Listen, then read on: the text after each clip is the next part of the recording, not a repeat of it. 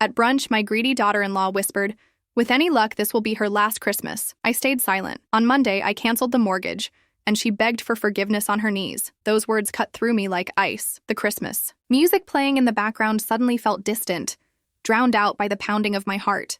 I gripped my teacup tighter, my knuckles turning white, as I pretended not to hear what Susan had just said to my son James. They thought I couldn't hear them from where I sat at the dining table, arranging the Christmas cookies I'd spent all morning baking. James's favorites, the same recipe I'd made since he was a little boy. I'm Nancy Williams, 67 years old, a widow for almost 15 years now. After Robert died of a sudden heart attack, I raised James alone. Before we continue, comment where you're watching from and subscribe to the channel. We'd love to see how far our stories are reaching, working 2 jobs to make sure he could finish college without debt. I've always been the kind of mother who gave everything without expecting anything in return. Maybe that was my first mistake. When James married Susan 8 years ago, I welcomed her with open arms. I threw them an engagement party, helped pay for their wedding, and even took out a second mortgage on my home to help them with the down payment on their house, the very house they live in now. The house where I'm still paying their mortgage every month. "Mom, these cookies are amazing as always," James said, coming to the table with Susan following close behind. Her smile didn't reach her eyes. It never did when she looked at me. "Thank you, sweetheart," I replied, my voice steadier than I felt inside. "I made extra for you to take home." Susan's face tightened. "James is watching his weight, Nancy. You know that. 1 cookie won't hurt," I said, keeping my tone light. James reached for one anyway, giving me a wink.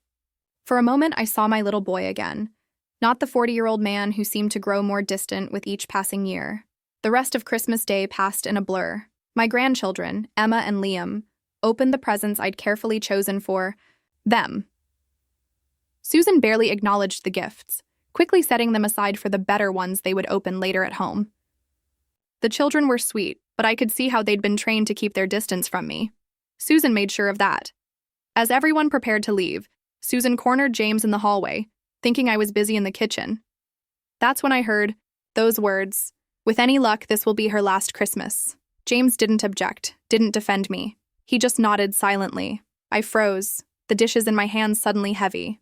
My own son was waiting for me to die. My daughter-in-law was counting on it. And the most painful realization was that they were counting on my money. The money I'd saved all my life, working long hours after Robert died. The money I was still using to pay for their mortgage. That night, after they left, I sat alone in my living room looking at the twinkling lights on my Christmas tree. The house felt emptier than ever. I picked up the framed photo of Robert and me on our wedding day. "What would you do?" I whispered to his smiling face. We had built everything together, dreaming of passing it on to James someday. But not like this, never like this. I didn't cry. Something inside me hardened instead. All these years, I'd been too afraid of losing my son to see what was happening. Susan had methodically isolated me, convincing James that I was a burden, probably telling him I was becoming senile, all while happily accepting my financial support. The next morning, I called my bank and made an appointment for the following day. Then I called my lawyer, George Preston, who had been Robert's best friend. "Nancy, it's been too long," George said warmly. "How are you doing?" "I need to make some changes, George," I replied. "Important ones. Can I see you today?" His tone changed, recognizing the urgency in my voice. "Of course, come by at 2. That afternoon, George listened without interrupting as I explained everything. The years of subtle manipulation, the comments, the isolation, and finally, what I'd overheard at Christmas. "I've been a fool," I concluded. George removed his glasses and rubbed the bridge of his nose. "No, Nancy. You've been a mother. There's a difference." He leaned forward. "But now it's time to protect yourself." "I want to cancel the mortgage payments," I said firmly, "and I want to change my will." "Are you certain? This will cause conflict." I thought about Susan's cold eyes, about James's silent complicity, about the grandchildren who barely knew me. "I'm certain. They're waiting for me to die, George. I won't give them the satisfaction of profiting from it." On Monday morning, I signed the papers that would change everything.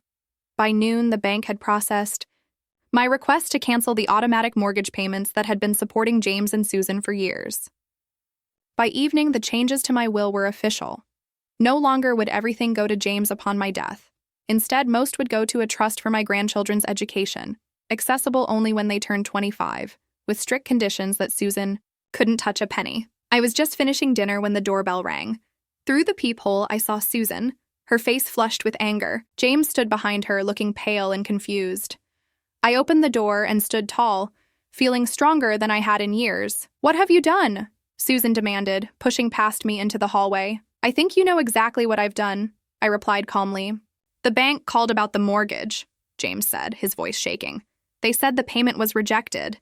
They said all future payments have been canceled." "That's correct." Susan's face contorted with rage. "You can't do this. We have children.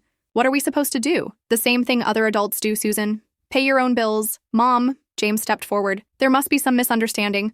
We've always had an agreement." "Did our agreement include waiting for me to die?" I asked, looking directly into his eyes. "Because that's what your wife was hoping for at Christmas. With any luck, this will be her last Christmas." Those were her exact words. "And you said nothing." James paled further, glancing at Susan, who had suddenly gone quiet. I didn't mean," Susan began, her strategy visibly shifting. "Yes, you did." I cut her off. "And now you'll deal with the consequences." What happened next still surprises me when I think about it. Susan, the proud, cold woman who had tormented me for years, fell to her knees right there in my hallway. "Please," she begged, tears streaming down her face. "We can't afford the payments on our own. We'll lose the house. Please, Nancy." I stared down at Susan, kneeling on my hallway floor, her mascara running down her cheeks. For years, I had bent over backward trying to please this woman, hoping she would allow me to be part of my son's life. Now here she was, on her knees, the power dynamic completely reversed. "Get up," I said quietly. "You're embarrassing yourself." James stood frozen, his face a mask of confusion and shame. He reached for Susan's arm to help her up, but she jerked away. "Nancy, please," Susan pleaded. "We can work something out. The children who barely know me?" I interrupted. "The ones you've kept away from me for years? Those children?" James found his voice. "Mom, that's not fair. We visit 3 times a year," I finished for him. "Christmas, my birthday, and when you need something. That's not a relationship, James. That's an obligation." I motioned them into the living room. As they sat on the sofa, I remained standing, too restless to sit. Looking at them now, I wondered how I had missed the signs for so long. It started small, as these things often do. After their wedding, Susan began suggesting they were too busy for our weekly Sunday dinners. Then James started calling less. When Emma was born 7 years ago, I wasn't allowed to visit for 2 weeks because Susan needed space. When Liam came along 3 years later, I wasn't even called until he was 2 days old. "We've supported you for 8 years, I said. "I put $80,000 down on your house. I've paid $2,300 every month for your mortgage. That's over $220,000. Susan's eyes widened slightly. I don't think she'd ever calculated the total. "We're family," James said weakly. "That's what family does." "Is it?" I asked. "Is waiting for me to die what family does too?" The silence that followed was deafening. "I trusted you," I continued, my voice wavering slightly. "After your father died, I gave everything to make sure you had opportunities, James. I worked 60-hour weeks. I sold my jewelry. I never bought new clothes. Everything was for you." James looked at the floor, unable to meet my eyes. "And you?" "Susan," I turned to my daughter-in-law. "I welcomed you with open arms. I never interfered in your marriage. I babysit whenever you asked. I kept quiet when you criticized my cooking, my clothes, my house. I smiled when you forgot to invite me to Emma's school play. I pretended not to notice when you opened my gifts to the children and returned them before they could even see them." Susan's face flushed red. "I didn't. Target, Macy's, and Amazon all use the same return shipping label," I said flatly. "They come to my mailbox by mistake sometimes." The memory of finding those return labels with my gifts listed stung. Even now, especially the handmade quilt I'd spent 6 months making for Liam's 2nd birthday.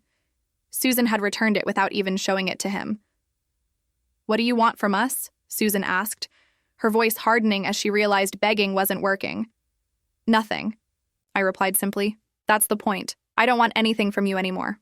I'm done." "So you're just cutting us off?" James asked, finally looking up. "Your own family?" "I'm not cutting you off, James. I'm just not paying your bills anymore. There's a difference." I walked to my desk and retrieved a folder, handing it to James. "This is a statement of your finances, as I understand them. The mortgage, your car payments, the children's private, school tuition, the country club membership. You make good money, James. You're a successful architect. Susan's interior design business has been featured in magazines. You can afford your own life. James opened the folder, his eyes scanning the numbers I'd carefully calculated. His expression changed as he realized just how much I'd been subsidizing their lifestyle. If you can't afford the mortgage, you can sell the house and buy something. Within your means, I continued. Plenty of families do it. Or Susan could take on more clients instead of spending 3 days a week at the spa. Susan gasped. How did you— Credit card statements, I replied. I've been paying those too. Remember? The weight of their dependence on me hung in the air between us. For years, I had enabled their extravagance, their entitlement, all while being treated like an inconvenient afterthought. Why now? James asked, his voice quiet. Because now I know the truth, I said. I was never part of your family. I was— Your bank. Susan stood up abruptly. This is ridiculous. We made one comment? No, I cut her off firmly. This isn't about one comment. It's about 8 years of manipulation and disrespect. It's about you training my grandchildren to barely acknowledge me. It's about you waiting for me to die so you can inherit my money. I moved to the door, opening it in a clear sign that our conversation was over. I've changed my will too, I added. Everything goes into a trust for Emma and Liam's education. They can access it when they're 25, and neither of you can touch it. The color drained from Susan's face. You can't do that. I already have. James stood up, looking lost. For a moment, I saw a glimpse of the little boy who used to run to me with skinned knees, seeking comfort. My heart ached. Mom, please, he said. We can work this out. I hope so, I replied, my voice softer now.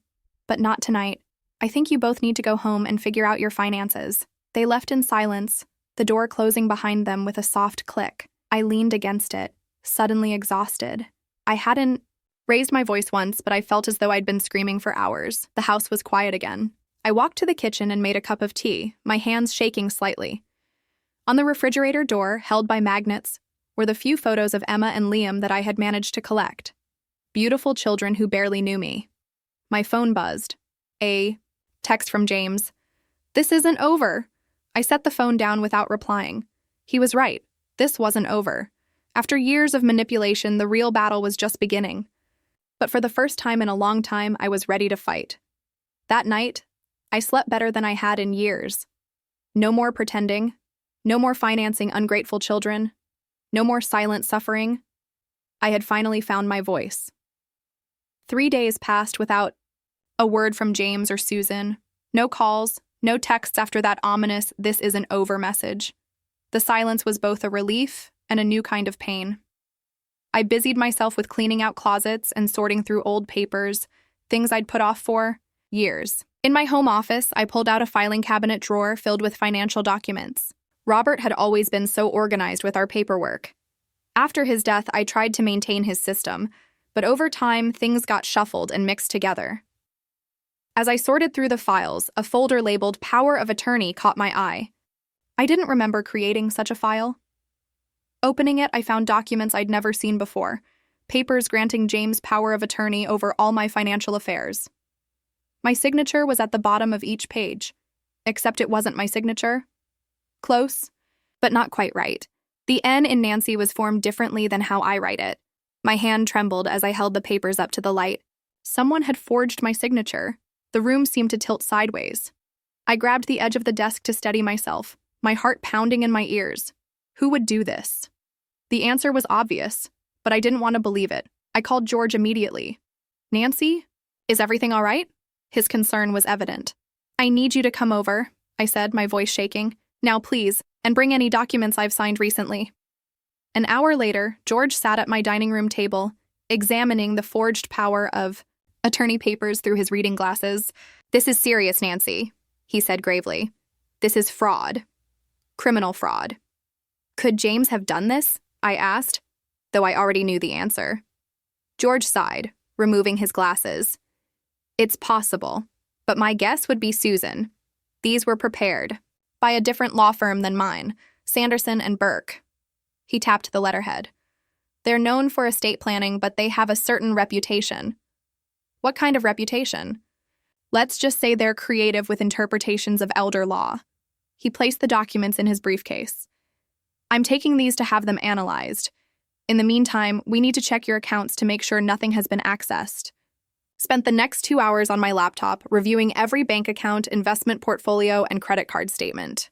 Nothing seemed amiss yet, but the power of attorney document was dated just 3 months ago. Perhaps they were waiting for the right moment to use it. I want to press charges, I said firmly. George looked up sharply. Against your own son? Against whoever did this, I replied. James, Susan, I don't care. This goes beyond family disagreements. This is criminal. George nodded slowly. You're right. But before we go to the police, let me do some investigating. If we can prove who actually forged these documents, we can be more targeted. After George left, I sat in my kitchen, a cup of tea growing cold before me. How had it come to this? My own family plotting against me, forging documents to gain control of my assets. The betrayal cut deeper than I thought possible. My phone rang, startling me. It was Dr. Marshall's office calling to confirm my appointment for tomorrow. Appointment? I asked. I don't have an appointment scheduled. Mrs. Williams, we have you down for a cognitive assessment at 10 a.m., the receptionist replied. Your son made the appointment for you. He mentioned you've been having memory issues. The room seemed to grow colder. Cancel it, I said. I never authorized that appointment. After hanging up, I sat in stunned silence. Memory issues? Is that the story James and Susan were spreading? That I was losing my mind? The pieces started falling into place. The forged power of attorney, the cognitive assessment, the whispers about my last Christmas. They weren't just waiting for me to die. They were setting the stage to declare me incompetent. I made another call, this time to a different doctor, one James knew nothing about. Dr. Elaine Chen had been recommended by a friend for her thorough approach to senior health assessments. I need a complete physical and cognitive evaluation, I told her receptionist, as soon as possible, and I need the results documented officially. 2 days later, I sat in Dr. Chen's office, reviewing my test results. Mrs. Williams, you're in. Exceptional health for a woman of 67, she said, smiling. Your cognitive function tests show above-average results. Blood work is excellent. Blood pressure is that of someone 20 years younger. Whatever you're doing, keep doing it. Can I get that in writing? I asked. Official documentation? She looked at me curiously but nodded. Of course. May I ask why? I hesitated, then decided honesty was best. My family is trying to declare me incompetent to gain control of my assets. Dr. Chen's expression hardened. I see this more often than you'd think. I'll prepare comprehensive documentation that no court could question. Armed with my clean bill of health, I returned home feeling stronger. But as I pulled into my driveway, I noticed James's car parked on the street. He was sitting on my porch, steps, waiting. My first instinct was anger, but I forced myself to remain calm. Knowledge was power, and right now James didn't know what I knew. Mom, he said as I approached, standing up quickly.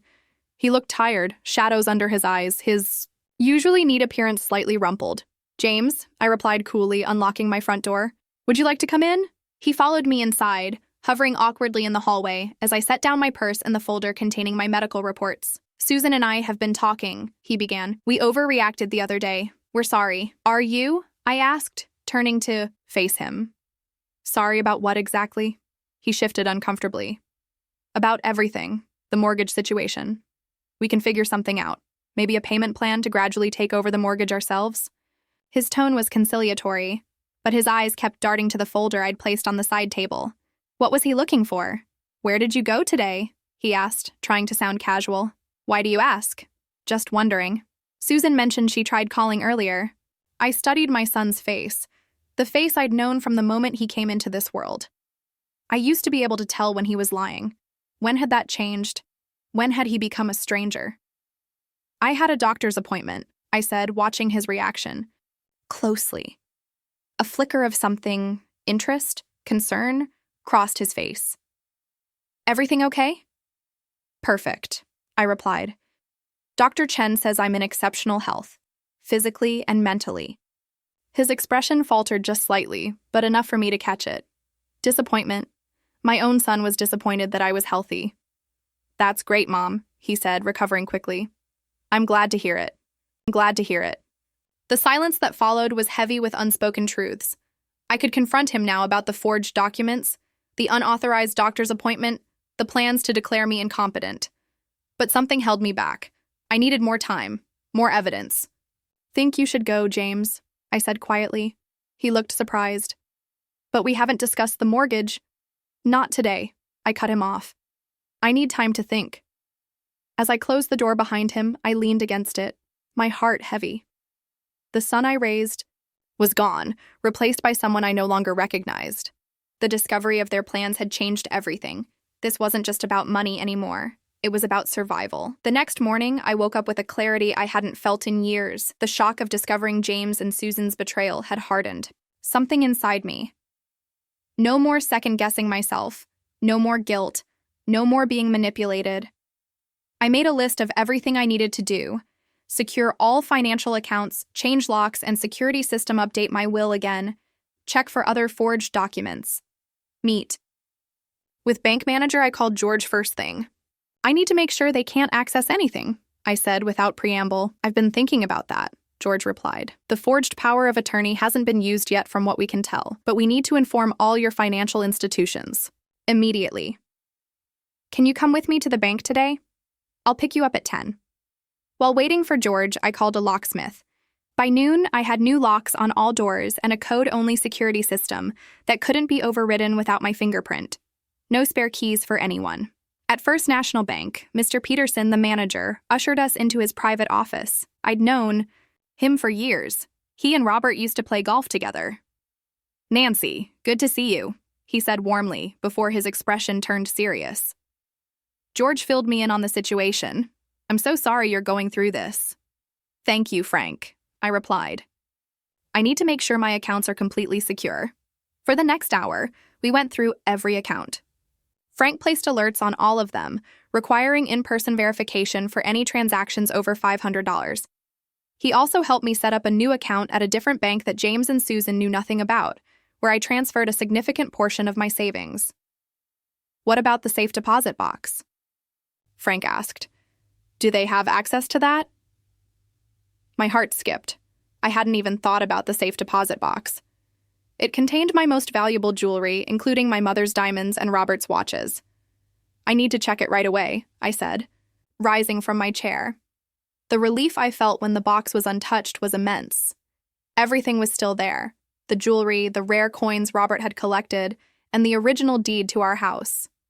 I removed everything, deciding to rent a new box at the other bank under my maiden name. After finishing at the bank, George and I went to lunch at a small cafe downtown. As we waited for our food, I couldn't help but notice a familiar-looking woman at a nearby table, repeatedly glancing in our direction. Don't look now, I murmured to George, but I think that's Susan's friend Diane. George casually turned to check. The blonde with the red glasses? Yes, that's her. I've seen her at James and Susan's parties. She's watching us, I said. Has been since we sat down. George frowned. They're monitoring you. The realization sent a chill down my spine. You think Susan sent her to keep tabs on me? It's possible, George replied quietly. If they're planning something, they'd want to know what you're up to. I took a sip of water, trying to appear casual while my mind raced. What if we give them something to really worry about? George raised an eyebrow. What do you have in mind? Follow my lead, I said, then deliberately raised my voice just enough to be overheard. So the house will be on the market next week. That's faster than I expected. George caught on immediately. The realtor thinks it will sell quickly. Waterfront properties in this area are in high demand. I nodded enthusiastically. And I've already found the perfect condo in Arizona.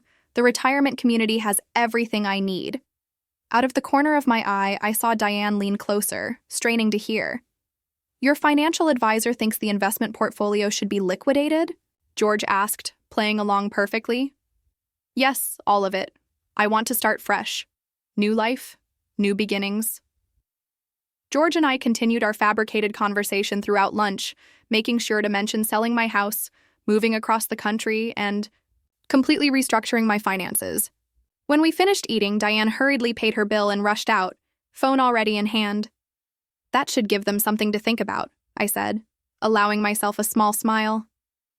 Nancy Williams, George chuckled. I had no idea you were so devious. I learned from the best, I replied, thinking of Susan. Back home, I sat at my kitchen table surrounded by paperwork. George had helped me draft a new, ironclad will that not only excluded James and Susan but explicitly stated the reasons. Why? Their attempts to declare me incompetent and the discovery of forged documents. It would be difficult for them to challenge. The trust for Emma and Liam remained, but with additional protections. I also allocated funds to several charities that had been important to Robert and me. What remained would go to my sister Catherine's children, who had always stayed in touch and shown genuine affection over the years.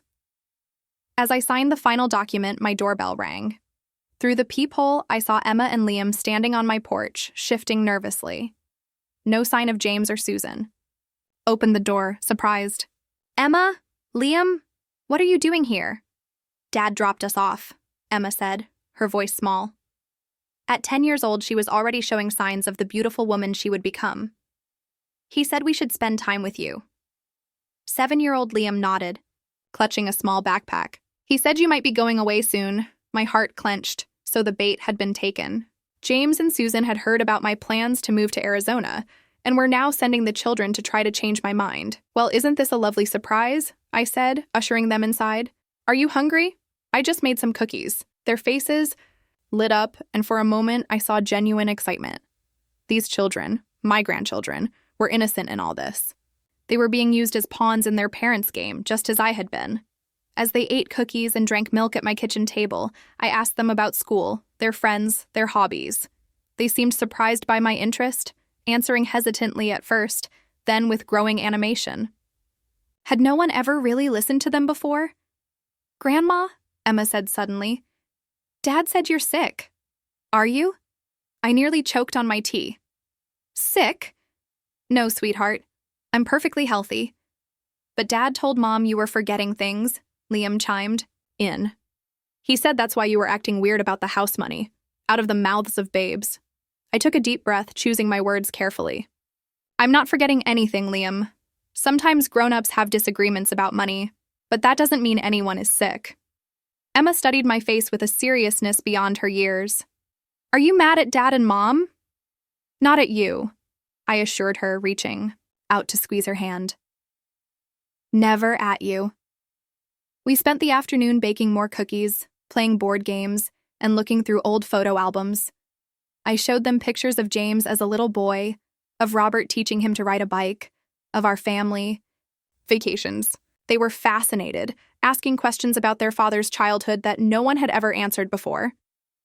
When James came to pick them up at 5 o'clock, he seemed surprised by their reluctance to leave. Can we come back tomorrow, Grandma? Liam asked, hugging me tightly. Of course, I replied, looking directly at James. You're welcome anytime. As they walked to the car, James lingered on the porch. Mom, we should talk. Yes, I agreed. We should, but not today.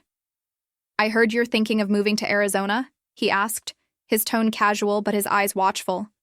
I simply smiled. Good night, James. Closing the door, I leaned against it and exhaled slowly. The plan was working. They were worried, off balance, reacting rather than acting. Now I needed to prepare for their next move, because there would definitely be a next move. The children came over 3 more times that week. Each visit was a gift. We baked cookies, planted flowers in my garden, and I taught Emma to knit, something Susan had apparently dismissed as old lady stuff. I treasured every moment, knowing James and Susan were allowing these visits only to manipulate me. On Saturday morning, I was pruning roses in my garden when a sleek black Mercedes pulled into my driveway. Susan stepped out, dressed impeccably as always in designer clothes that I had probably paid for. She approached with a practiced smile that didn't reach her eyes. Nancy, she called out, waving as if we were the best of friends. Beautiful day, isn't it? I continued snipping dead blooms, not looking up. It was. She laughed as if I'd made a joke, coming closer.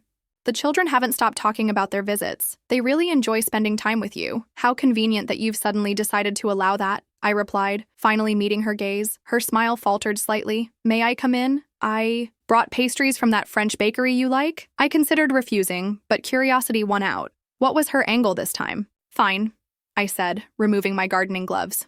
I'll make coffee. In my kitchen, Susan arranged pastries on a plate while I brewed coffee, both of us performing this domestic charade. When we sat at the table, she reached across and placed her hand over mine in a gesture of false intimacy. Nancy, I want to apologize for everything, she began, her voice gentle. James and I have been under so much financial pressure lately. We never meant to hurt you. I withdrew my hand. Funny how your apology comes only after I stopped paying your mortgage. She had the grace to look embarrassed. I know how it seems, but we're family. We should be able to work through anything.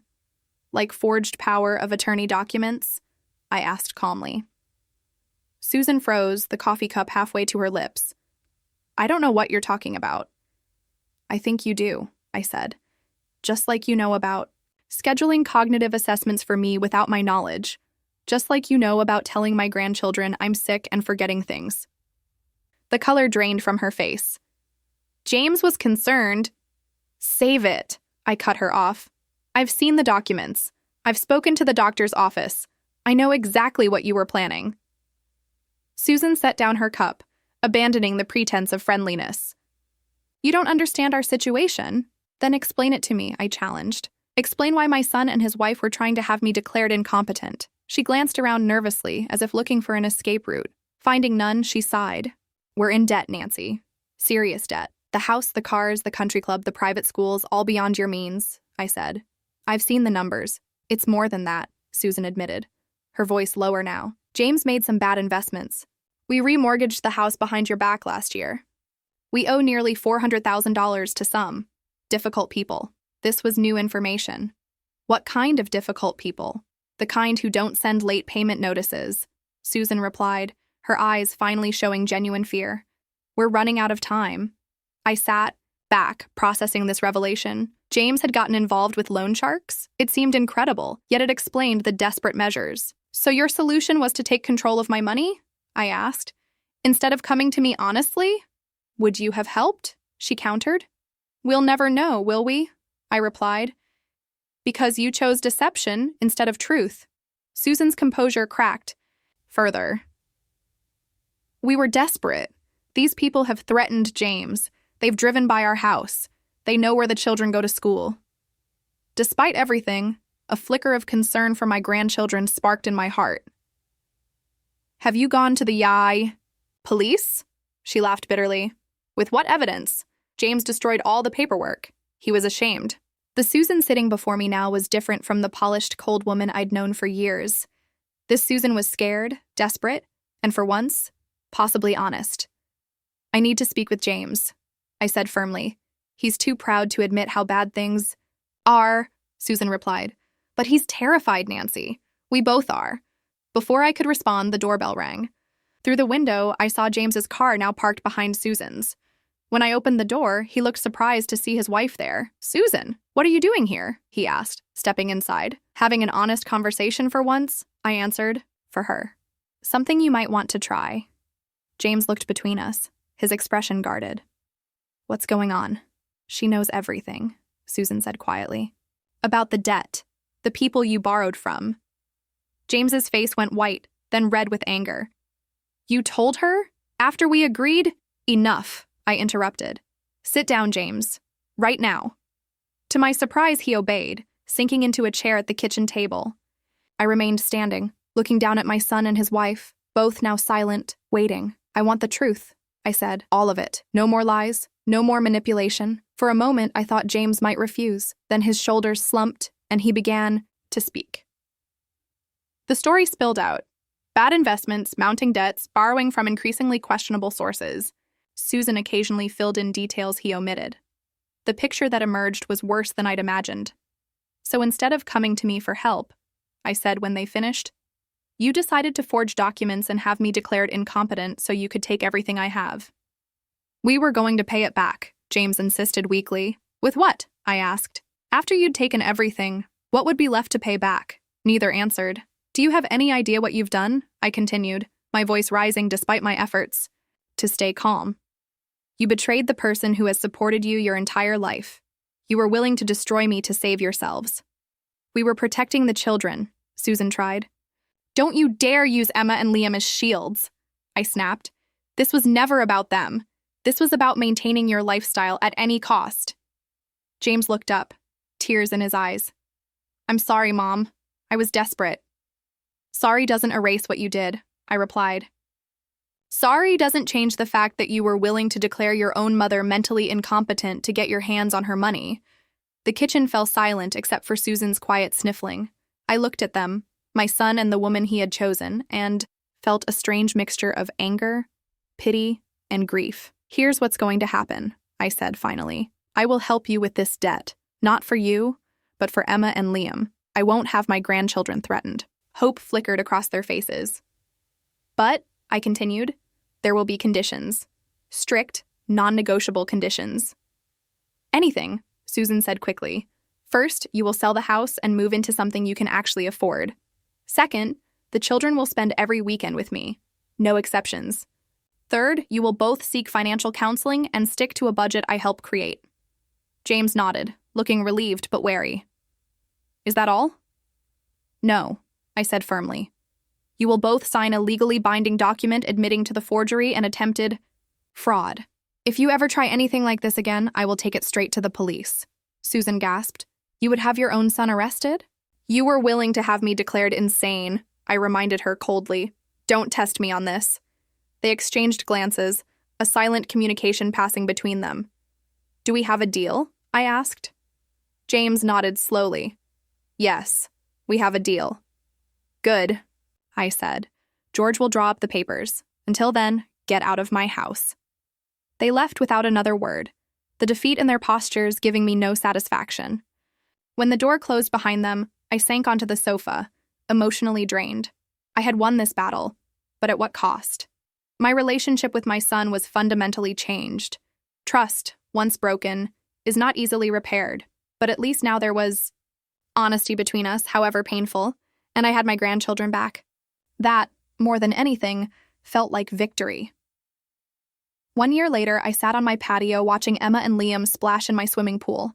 Their laughter echoed across the yard, a sound that never failed to warm my heart. So much had changed since that. Confrontation in my kitchen. James and Susan had sold their house, using the proceeds to pay off most of their dangerous debt.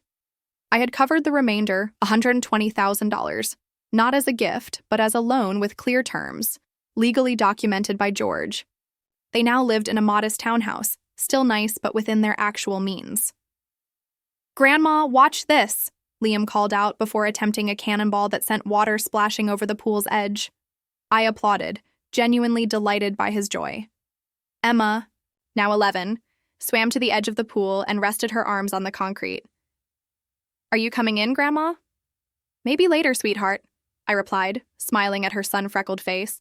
I'm enjoying watching you two have fun. The doorbell rang, interrupting our peaceful afternoon. I knew it would be James coming to pick up the children after their weekend with me. These regular visits had been non-negotiable in our agreement, and to my surprise, he had honored them faithfully. I opened the door to find my son standing there, looking different than he had a year ago. The designer clothes were gone, replaced by simple jeans and a button-down shirt. He seemed less polished, but somehow more authentic. Hi, Mom, he said, his voice tentative. Our relationship remained fragile, rebuilding slowly through small, careful interactions. How were they? Wonderful, as always, I replied, stepping aside to let him in.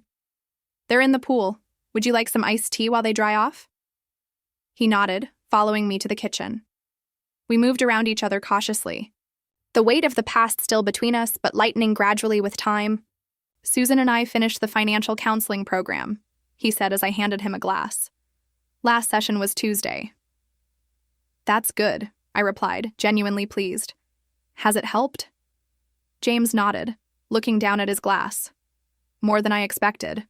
It wasn't just about budgeting. We talked about why we spent the way we did, always trying to have more, to look successful. And why was that? I asked gently. He was quiet for a moment, gathering his thoughts. I think I was trying to prove something, that I could be as successful as Dad, that I deserved the life he would have given me if he'd lived. My heart ached at the mention of Robert. Your father would have been proud of you for who you are, James, not what you own. I know that now, he said quietly. It took nearly losing everything to understand it. We sat in silence for a moment, the only sounds coming from the children splashing outside. There was still so much unspoken between us, so many wounds not fully healed. I've been seeing someone, James finally said. A therapist, trying to understand why I was willing to hurt you to save myself. I looked at my son, really looked at him, and saw something I hadn't seen in years: vulnerability, honesty. And what have you learned? I asked. That I've been angry at you, he admitted, his voice cracking slightly. For being strong after Dad died. For not falling apart. For making it look easy when nothing felt easy to me. I hadn't expected this. James, it wasn't easy. Not for a single day. I know that now, he said. But back then, I just saw you moving forward while I felt stuck. And then when I married, Susan. He trailed off. She encouraged that resentment, I finished for him. He nodded reluctantly. She had her own issues with her mother. We fed each other's worst instincts, but that's not an excuse for what we did to you. Outside, Emma and Liam were climbing out of the pool, wrapping themselves in the oversized towels I kept for them. I'm not sure I can ever fully forgive what happened, I said honestly. The betrayal was too deep, but I'm willing to keep trying to build something new. That's more than I deserve, James replied. The children burst in, dripping water despite, the towels full of stories about their swimming adventures. The serious conversation was put on hold as they changed clothes and gathered their belongings. As they prepared to leave, Emma hugged me tightly. See you next weekend, Grandma. I want to finish our knitting project. It's a date, I promised, kissing the top of her head. Liam gave me a quick hug, then whispered, Can we make chocolate chip cookies next time? Dad's not very good at it. I laughed. Absolutely. Standing in the doorway, watching them climb into James's modest sedan, I felt a sense of peace I hadn't expected to find again. Not everything was fixed. Some things never would be. But we were finding a new path forward. Later that evening, I called Catherine, my sister who lived in Oregon. We'd grown closer over the past year, with weekly phone calls and her visit last summer. How was the weekend with the grandkids? She asked after we'd exchanged greetings. Wonderful, I replied. And James, he seems to be changing. For real this time? Catherine asked skeptically. She had been my fiercest defender throughout the ordeal. I think so, I said. Time will tell. After we hung up, I went to my desk and opened the bottom drawer, taking out an old photo album. Inside were pictures from another life. Robert and me on our wedding day, James as a baby, family vacations and birthday parties. A life I had cherished and then nearly lost in a different way. I turned to a blank page at the back of the album and carefully inserted a new photograph. Emma and Liam at the pool today, their faces alight with joy. Next to it, I placed another recent picture, the four of us at Emma's school play last month, standing together somewhat awkwardly, but together nonetheless. This was my new reality. Not perfect, not what I had once imagined, but real and honest. In a way, my relationship with James and Susan hadn't been for years. The doorbell rang again, unexpected this time. Through the peephole, I saw Susan standing on my porch, shifting nervously from foot to foot. I hesitated before opening the door. Susan, I said, neither welcoming nor hostile. Did the children forget something? No, she replied. I came to talk to you, alone, if that's okay. Curiosity won out over caution. I stepped aside to let her in, noticing that, like James, she looked different, less polished, more genuine somehow. In my living room, she perched on the edge of the sofa, clearly uncomfortable. I've been wanting to say something to you for months, she began, but I couldn't find the courage. I waited, saying nothing. What we did to you was unforgivable, she continued, her voice shaking slightly. I've spent this past year telling myself it was desperation, that we had no choice, but that's not true. We had choices. We chose wrong. Her hands twisted in her lap. I grew up believing that appearances were everything. My mother taught me that. But this past year, living within our means, focusing on what matters, it's been eye-opening. I studied, her face looking for signs of manipulation but finding only what appeared to be genuine remorse. The children love you, she said. They talk about you all the time. The real you, not the version I tried to create in their minds. Why are you telling me this now? I asked. Susan took a deep breath. Because I want you to know that I understand what I almost destroyed. Not just your trust, but our family. The children's relationship with their grandmother, and I'm truly sorry. After she left, I sat in my garden as the sun set, reflecting on everything that had happened. The betrayal had been devastating, the confrontation painful, but in its aftermath, something unexpected had emerged. Authenticity. For the first time in years, I was seeing the real James, not the facade he had constructed. I was building genuine relationships with my grandchildren. Even Susan seemed to be finding her way to something more real. I had lost my illusions about my family, but in exchange, I had gained truth. And perhaps over time, that truth could become the foundation for something stronger than what had been lost. As darkness fell, I made a silent promise to myself. No more enabling, no more looking the other way, no more accepting less than I deserved. I had reclaimed not just my financial independence, but something far more valuable, my sense of self-worth. The journey wasn't over. Trust, once broken, takes years to rebuild. But I had taken back my power, set clear boundaries, and in doing so, found a peace I hadn't known was possible. Sometimes the greatest gift we can give ourselves is the courage to stand firm, even against those we love most. In the end, that courage had not only saved me, it might have saved my family too.